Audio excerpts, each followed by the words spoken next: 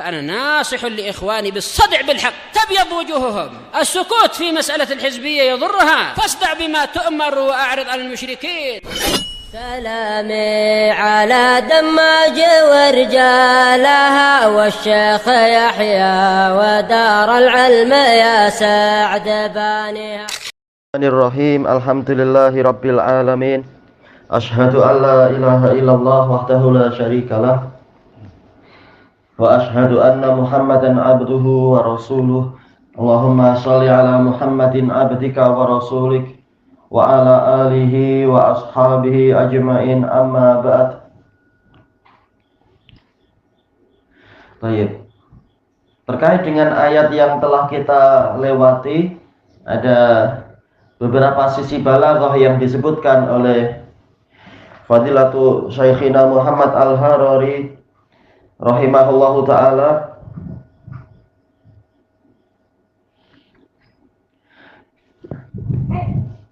Yaitu apa? Terkait dengan wa ij'alnal baita masabatan lin-nasi wa amna wattakhidhu min maqami Ibrahim musalla. Dan ingatlah ketika kami jadikan Baitullah sebagai tempat kembali bagi umat manusia sekaligus sebagai tempat keamanan, dan jadikanlah sebagian dari makam Ibrahim sebagai tempat sholat. Kata Syekhuna Hafizahullah di sini, amnan maksudnya adalah za amnin, yaitu memiliki keamanan. Jadi bukanlah rumah Allah sebut memang keamanan sebagai keamanan, tapi memiliki keamanan, dan ini ma'ruf tentunya, biasa seperti itu. Adapun sebagian ulama yang lain menjadikan masdar ini sebagai kembali ke isim fa'il, yaitu sebagai rumah yang aman. Ini dekat aja antara apa?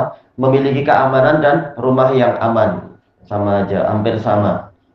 Kemudian tentang yang setelahnya ini beliau masukkan kepada pembahasan ayat yang baru yang akan kita baca insya Allah.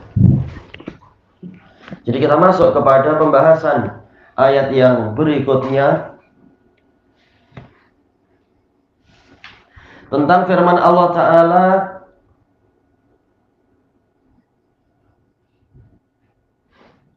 kalau yang rukai sujud ini kalau yang di tafsir Imam As-Sa'di sudah, berarti kita langsung masuk ke tafsir Imam Ibnu Katsir tentang firman Allah Ta'ala, wa ahidna ila Ibrahim wa Ismaila an tahhira baitiya lit-ta'ifina wal 'akifina war ruk'is sujud. Dan kami telah memerintahkan kepada Ibrahim dan Ismail, yang mana isi perintahnya hanya antafsiriyah, yaitu seakan-akan Allah, maksudnya adalah Allah berfirman, tahhira, sucikanlah oleh kalian berdua rumahku ini. Untuk siapa? Lit-ta'ifin, untuk orang-orang yang bertawaf, wal akifin, orang-orang yang beriktikaf, war ruk'a, untuk orang-orang yang rukuk. Ini adalah jamak taksir. As-sujud, orang-orang yang bersujud. Sujud di sini walaupun polanya adalah pola masdar, tapi ini jamak taksir. Seperti apa itu? Bainama nahnu julusun. Ini masdar, tapi maksudnya adalah jamak taksir, yaitu jalisun, sedang duduk-duduk. Nah, ini sujud, ini maksudnya adalah orang-orang yang sujud. Wa il qala Ibrahimu rabbi ja'al hadza baladan amina. Dan ingatlah ketika Ibrahim berdoa, wahai Rabbku, jadikanlah negeri ini adalah sebuah negeri yang aman. Warzuq ahlahu minas samarati man amana minhum billahi wal yaumil akhir. Dan jadikanlah dan berikanlah kepada penduduknya, penduduk Mekah itu, buah-buahan. Penduduk yang mana? Orang-orang yang beriman kepada Allah dan hari akhir di antara mereka. Ini menunjukkan al-wala' wal bara' dari Nabi Ibrahim. Beliau hanya mendoakan kebaikan untuk orang-orang yang beriman, untuk orang kafir tidak. Tapi Allah Ta'ala dengan hikmahnya yang menjadikan bumi ini sebagai cabaran dan ujian, menjawab, qala wa man kafar. Demikian pula orang yang kafir, aku beri buah-buahan. Fa umatti'uhu qalila. Kemudian aku akan memberinya kesenangan yang sedikit. Summa attarruhu ila adzabin nar. Lalu aku akan memaksa dia masuk kepada siksaan api neraka. Wa bi'sal masir. Dan neraka itu adalah seburuk-buruk tempat kembali. Wa idh yarfa'u Ibrahimul qawa'ida minal baiti wa Ismail. Dan ingatlah ketika Ibrahim dan Ismail meninggikan asas-asas dari Baitullah. Takdirnya apa? Lalu mereka berdua berdoa, Rabbana taqabbal minna. Wahai Rabb kami, terimalah amalan dari kami ini. Innaka antas sami'ul alim. Sesungguhnya engkau maha mendengar lagi maha melihat. Kita diajak membayangkan kejadian entah berapa ribu tahun yang lalu ketika Mekah masih sepi, Ka'bah masih sunyi, orangnya hanya sedikit sekali. Rabbana waj'alna muslimaini laka wa min dzurriyyatina ummatan muslimatan lak. Ya Allah, jadikanlah kami sebagai dua orang yang muslim kepadamu. Karena aslama yuslimu islaman wa huwa muslim. Sebagai seorang muslim, memang ini adalah sebuah fi'il yang muta'addi. Isim fa'ilnya juga muta'addi. Muslim artinya muslimun lillah. Maka ini Ibrahim mendatangkan muta'addanya itu. Muslimah ini laka. Memang Muslim adalah orang yang berserah diri kepada Allah, orang yang beragama Islam. Dan juga dari keturunan kami suatu umat yang muslim untukmu ya Allah. Tidak menyerahkan diri pada berhala-berhala itu. Wa arina manasikana. Dan perlihatkan kepada kami cara beribadah kami. Ini menunjukkan ibadah itu mengikuti syariat Allah, bukan membuat sendiri-sendiri pakai akal dan perasaan sendiri. Nabi aja minta dibimbing agar tahu cara ibadah yang Allah kehendaki seperti apa. Ini manasik secara umum artinya adalah perbuatan ibadah. Yang lebih khusus itu adalah manasikul hajj, yaitu perbuatan di waktu haji. Dan manasik juga artinya adalah nuhur, yaitu penyembelihan. Wa tub alaina, dan berikanlah kami taufik untuk bertaubat dan terimalah taubat kami. Taubat sendiri taba'ala punya 3 makna disebutkan oleh Ibnul Qayyim rahimahullah. Ini menunjukkan sehebat apapun seseorang dalam beribadah kepada Allah, tetap kekurangan itu ada. Maka setelah bertaubat banyak istighfar, setelah sholat banyak istighfar, setelah qiyamul lail, maka Allah menyebutkan wal mustaghfirina bil ashar, orang-orang yang mohon pengampunan di waktu menjelang subuh. Disuruh untuk banyak-banyak bertaubat setelah beribadah, karena kekurangan itu akan selalu ada. Makanya Nabi setelah dakwah sekian lama, berjihad sekian lama, sampai mendapatkan kemenangan di Mekah, Allah mengatakan Fasabbih bihamdi rabbika wastaghfir. Maka bertasbihlah engkau dengan memuji Rabbmu dan mohonlah pengampunan. Innahu kana tawwaba. Sesungguhnya dia maha menerima taubat. Para nabi saja seperti itu, banyak bertaubat, banyak istighfar. Kita lebih layak lagi untuk ikut cara ibadahnya Nabi, kemudian lebih memperbanyak taubat lagi. Bukan seperti sebagian orang yang ibadah tidak mau ikut cara Nabi, tidak mau ikut aturan Allah, kemudian istighfar pun jarang. Ini adalah kecelakaan. Innaka antat tawwabur rahim. Sesungguhnya engkau maha menerima taubat, lagi maha penyayang. Qala Imam Ibnu Katsirin rahimahullah, qala Al-Hasanul Basri qauluhu wa ahidna ila Ibrahim wa Ismail qal amarahumullah. Maksudnya kata Al-Hasan Al-Basri, Allah memerintahkan mereka berdua ayyutahhirahu minal adza wan najis, agar mereka berdua menyucikan Baitullah dari kotoran dan najis. wala yusibahu min dzalika syai', dan jangan sampai masjid itu terkena sedikit pun dari kotoran dan najis.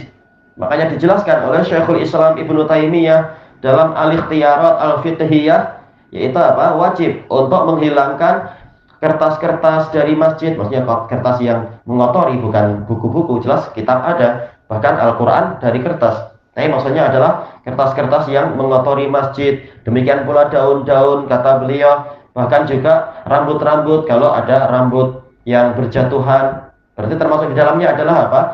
Kalau kita memotong kuku, diusahakan jangan sampai terkena masjid, tapi kita mungkin apa? Letakkan di atas kain kita sendiri atau yang lain, atau plastik, agar nanti senang membawa pergi. Baik. Makanya ada bab khusus disebutkan oleh Imam Al-Bukhari dalam Sahih beliau, yaitu apa? Tentang masalah membersihkan kotoran di masjid. Lalu menyebutkan hadis wanita yang tatumul masjid, yaitu menghilangkan umamah, menghilangkan sampah-sampah di masjid. Ternyata apa? Setelah meninggal dunia, maka Nabi menyolati. Bahkan walaupun meninggalnya di malam hari, Nabi memerintahkan sahabat, beritahu saya, dan seterusnya. Nah, ketika terlambat pemberitahuan, langsung beliau ke masjid, beliau ke kubur untuk menyolati wanita itu, menunjukkan nilainya sangat tinggi orang-orang yang melayani masjid. Wa qala Ibnu Juraij qultu li Atha. Ibnu Juraij mengatakan, saya berkata kepada Atha. Telah kita lewati, yaitu apa? Atha, guru dari Ibnu Juraij itu ada dua, Atha bin Abi Rabah dan Atha Al-Khurasani. Tapi Ibnu Juraij sebagaimana disebutkan oleh Imam Ibnu Rajab Al-Hambali di dalam Syarah Ilal At-Tirmidzi, kalau mengatakan qala Atha atau mungkin qultu li Atha, ini adalah Atha bin Abi Rabah. Baik, walaupun bukan mustahil. Kali ini mengatakan yang ditanya adalah guru yang satunya, karena dua-duanya juga ahli tafsir. Saya bertanya kepada Atha, ma ahduh, apa perjanjian ini? Wa ahidna ila Ibrahim, ahad itu apa? Qal amruh, yaitu perintahnya.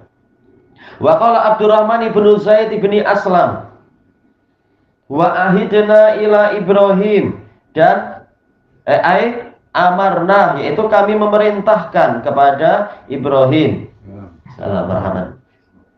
Baik. Abdurrahman bin Zaid bin Aslam, beliau imam dalam hadis dan imam di dalam masalah fikih dan tafsir. Tapi kalau dalam riwayat beliau lemah. Tapi ini jelas tafsir. Ini beliau tidak sedang meriwayatkan apa-apa.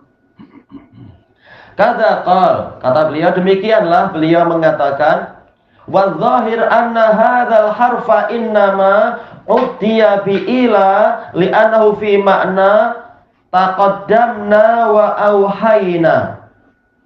Yang zahir, kata Imam Ibnu Katsir, bahwasanya huruf ini, huruf apa itu? Huruf ain, ha dan dal, ahida wa ahidna, dia itu masuk kepada maf'ul bihnya, ini uddiya, masuk melalui apa? Perantaraan ila, ahidna ila. Kenapa? Ini masih ayat keberapa berarti kita? 125 ya. Ya. Baik, kita di tafsir ayat 125 126. Baik. Yaitu apa? Maknanya adalah taqaddamna ila atau auhayna ila, yaitu kami memajukan kepada Ibrahim dan Ismail agar ini memajukan apa? Perintah untuk menyucikan Baitullah. Demikian pula auhayna, kami mewahyukan kepada. Ini menunjukkan bahwasanya Imam Ibnu Katsir, walaupun beliau itu mengatakan dalam biografi beliau, saya ini Syafi'i, tapi beliau merojihkan pendapat Syekhul Islam Ibnu Taimiyah dan Basriun, bahwasanya fi'il ini kalau dia masuk kepada maf'ulnya atau ma'mulnya dengan perantaraan suatu harful jar yang tidak sesuai, yang tidak lazim, berarti dia ini memiliki tadammun, yaitu mengandungi fi'il yang lain. Maksudnya bagaimana? Ini ahidna ila. Baik. Bukan artinya betul-betul amaro, karena kalau amaro memerintahkan, dia tidak memerlukan maf'ul bih, yaitu amarona Ibrahima wa Ismaila. Sementara kalau ahida ini dia untuk masuk kepada objeknya perlu perantaraan ila. Berarti apa? Berarti maknanya bukan betul-betul amaro, tapi auhayna ila. Kami mewahyukan kepada. Nah, inilah yang dikatakan sebagai tatmin. Sebuah fi'il mengandungi fi'il yang lain ketika diisyaratkan dengan harful jar yang tidak lazim, yang tidak biasa ada pada ini ahida misalkan. Dan ini banyak di dalam Al-Quran. Dan ini menunjukkan kedalaman tafsir Al-Quran. Dengan apa? Isyarat adanya huruf yang tidak lazim menempel pada fi'il itu. Dan ini adalah madhab Basriyun. Madhab Basriyun itu lebih dalam tafsirnya. Adapun kalau madhab Kufiyun, seperti biasa dalam ilmu nahwu, Kufiyun itu memilih apa yang paling senang. Sering kalau kita dapatkan dalam pelajaran nahwu, i'rab yang paling senang, yang paling mudah adalah i'rabnya orang-orang Kufiyun. Tapi Basriyun mereka mengikuti kaidah berdasarkan kaidah-kaidah yang banyak dan contoh-contoh yang banyak untuk kemudian membentuk suatu kaidah yang bersifat umum atau universal. Nah, diantaranya adalah ahida di sini, yaitu polanya pola tatmin, sebuah fi'il mengandungi fi'il yang lain. Ketika Allah mengisyaratkan dengan huruf yang tidak biasa menempel pada fi'il tadi, fi'il ahida, yaitu ila. Berarti di sini ahida dia mengandungi makna, bukan berarti ahida itu salah, tapi ahida tetap ada, tapi sekaligus mengandungi fi'il yang lain, yaitu taqaddama atau auha. Jadi memang ahida, memang Allah membuat perjanjian kepada Ibrahim dan Ismail. Perjanjian itu disampaikan melalui apa?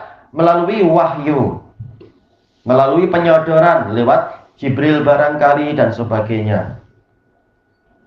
Dan ini pula yang dipilih oleh Imam Ibnul Qayyim rahimahullahu ta'ala di dalam kitab beliau Bada'iul Fawaid dan Hadil Arwah, yaitu apa? Pola tatmin. Ini madhab Basriyun, sebuah fi'il mengandungi fi'il yang lain. Kalau Kufiyun biasanya mereka mengatakan polanya pola tanawubul ahruf. Huruf boleh saling mewakili satu sama lain. Baik. Nah, di sini Imam Ibnu Katsir merajihkan pendapat Basriyun, pendapat yang dipilih oleh Ibnu Taimiyah dan Ibnul Qayyim. Walaupun intinya sama aja, yaitu apa? Perintah juga. Namun perintahnya lebih mendalam, yaitu ada isyarat. Perintahnya itu datang melalui perantaraan wahyu. Perintahnya itu disodorkan oleh Allah, mungkin melalui malaikat Jibril dan sebagainya. Jadi ada makna yang lebih mendalam daripada sekedar memerintahkan. Wa qala Sa'id bin Jubair an Ibni Abbas, qauluhu an tahhira baitiya lit-ta'ifina wal 'akifin. Isi perintahnya hanya antafsiriyah, sucikanlah oleh kalian berdua, Ismail dan Ibrahim Ismail, rumahku untuk orang-orang yang tawaf dan orang-orang yang beriktikaf. Qal minal ausan, sucikan dari apa? Yaitu dari berhala-berhala. Baik. Tentunya yang benar adalah apa? Umum, ya dari berhala, ya dari najis, dari kotoran-kotoran dan sebagainya. Tapi telah dijelaskan oleh Syekhul Islam Ibnu Taimiyah di dalam kitab Muqaddimah Usulit Tafsir bahwasanya sering tafsir dari salaf itu bukan bermaksud membatasi, tetapi apa? Tafsir bil misal, menafsirkan dengan contoh agar orang langsung memahami. Jadi ketika di sini Ibnu Abbas mengatakan sucikanlah, maksudnya sucikan dari berhala, ini bukan untuk pembatasan, tapi sekedar contoh. Contoh penyucian itu tidak seperti yang kalian bayangkan, cuma menyucikan dari kotoran-kotoran yang sifatnya hissiyah, sekedar apa? Sampah atau daun-daun atau kertas atau apa yang atau najis, tapi bahkan lebih dari itu, yaitu apa? Berhala-berhala juga harus disirnakan. Masjid harus disucikan dari kesyirikan. Ini isyarat yang bagus dari Ibnu Abbas. Wa qala Mujahid wa Sa'id bin Jubair tahhira baitiya lit-taifin. Tentang ayat ini, sucikanlah rumahku untuk orang-orang yang tawaf. Inna dzalika minal awsani warrafasi wa qauli zur warrijs. Sesungguhnya penyuciannya tadi adalah dari berhala-berhala, dari kekejian, dari ucapan palsu, ucapan dusta, dan dari kotoran. Baik, ini menunjukkan apa? Memang dia umum. Qala Ibnu Abi Hatim wa ruwiya an Ubaid bin Umair. Qadhi yang bagus, termasuk apa? Murid dari Aisyah radhiyallahu anha. Wa Abil Aliyah, salam marhaban.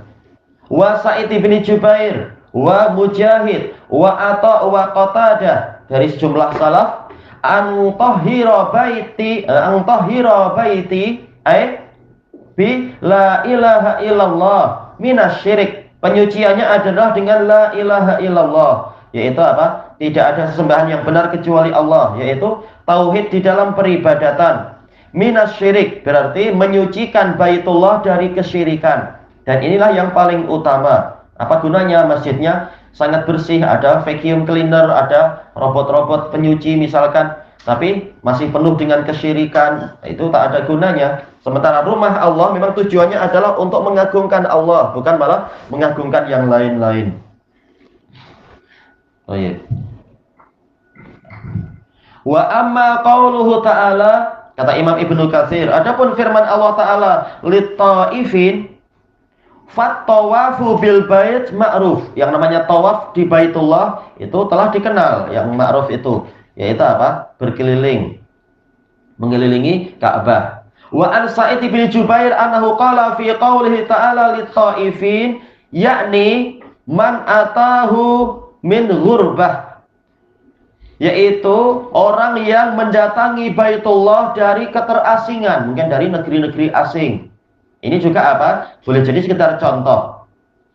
Tentunya lebih umum semuanya. Sama saja dia orang dari negeri yang non jauh di sana ataukah penduduk Mekah sendiri.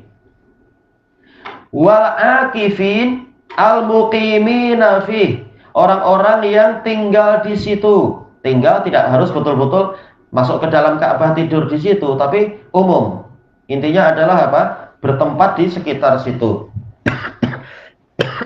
Dan tidak harus bertahun-tahun, mungkin sekedar di masa umroh atau masa haji, atau mungkin sepanjang bulan suci bulan Ramadan, orang-orang ingin iktikaf di Masjidil Haram dan sebagainya.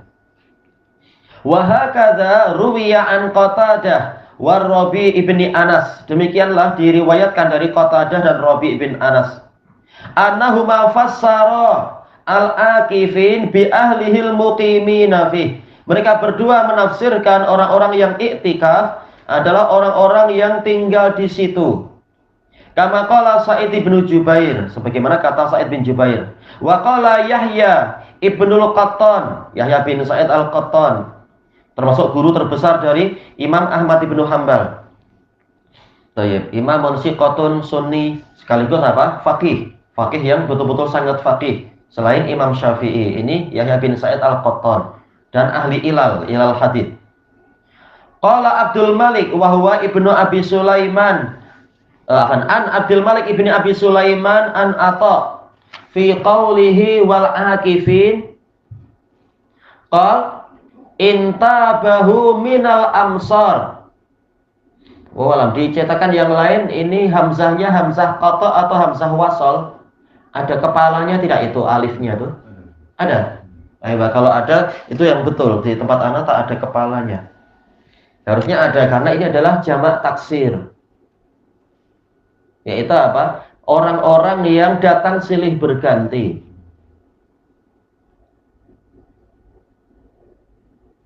Dari apa? Berbagai negeri, amsar, berbagai kota. Fa'aqama indah. Lalu dia tinggal di situ. Tinggal seperti yang disebutkan tadi, tinggal boleh jadi dalam waktu sementara, bukan selama-lamanya.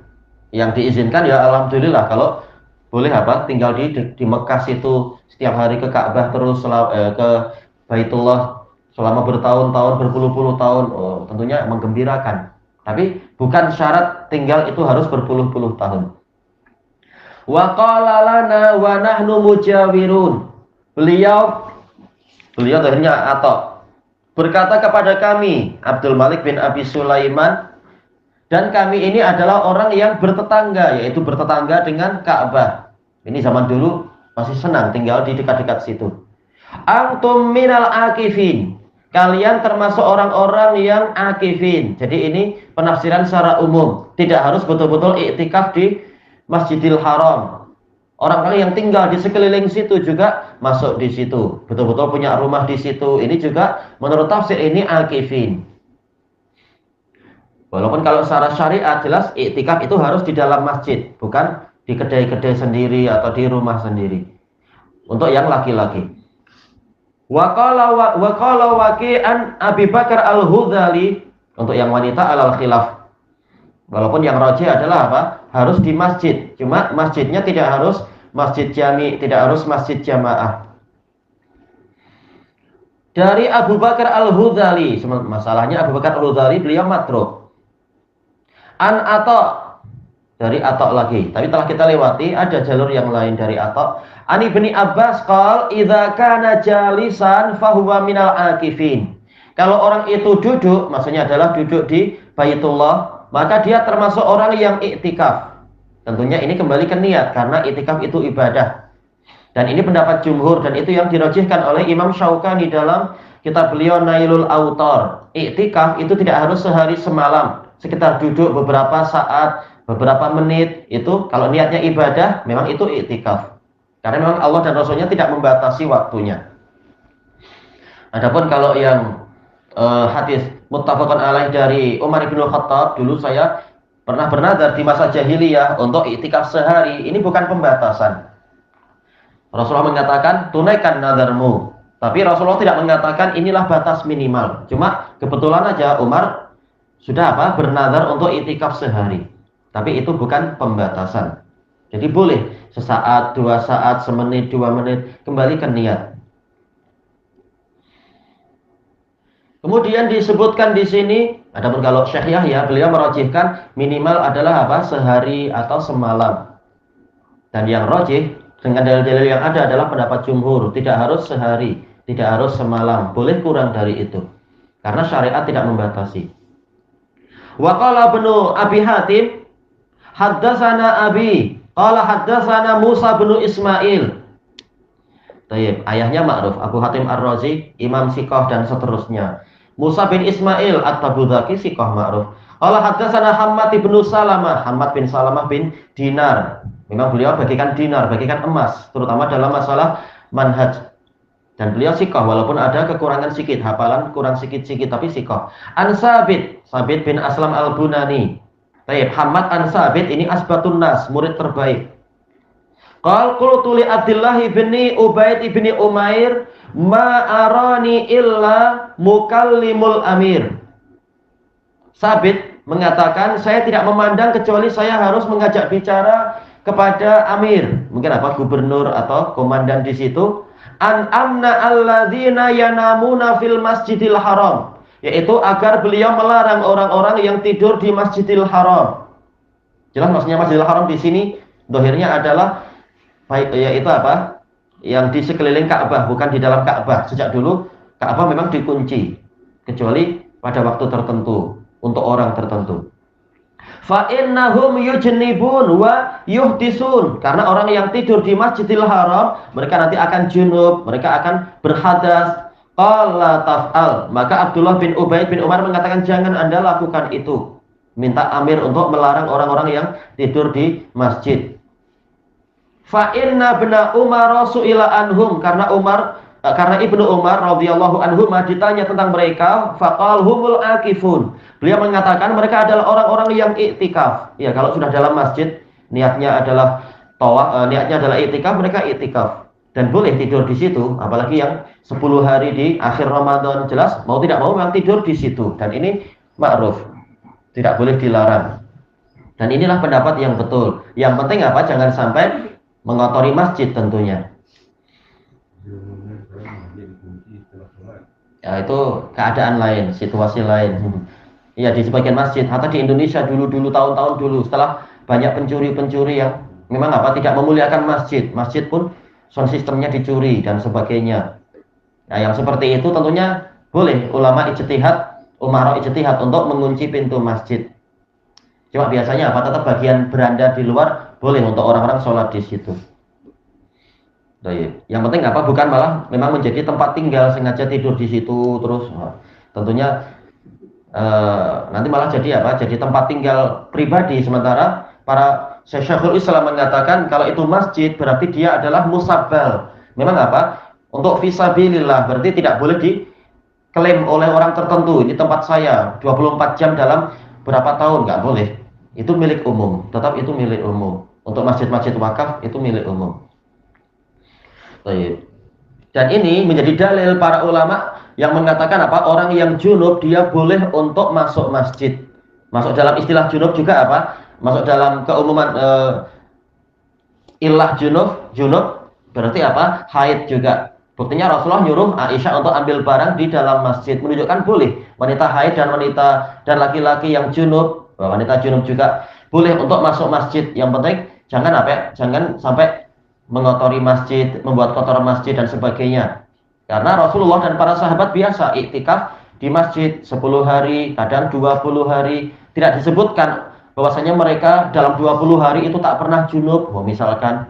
Demikian pula wanita yang membuat kemah di masjid untuk membersihkan masjid, memang tinggalnya di masjid karena dia muhajirat dari Makkah. Tidak disebutkan Rasulullah melarang dia ketika masa-masa haid itu melarang untuk masuk masjid. Baik, menunjukkan itu adalah yang betul adalah boleh. Yang penting jaga jangan sampai masjid itu terkotori. Baik, ilahuna wallahu a'lam. Dulu tak boleh, sekarang juga tak boleh. Cuma dulu mungkin apa? Cara menjaga diri agak susah sedikit. Sekarang alhamdulillah sudah banyak pampers.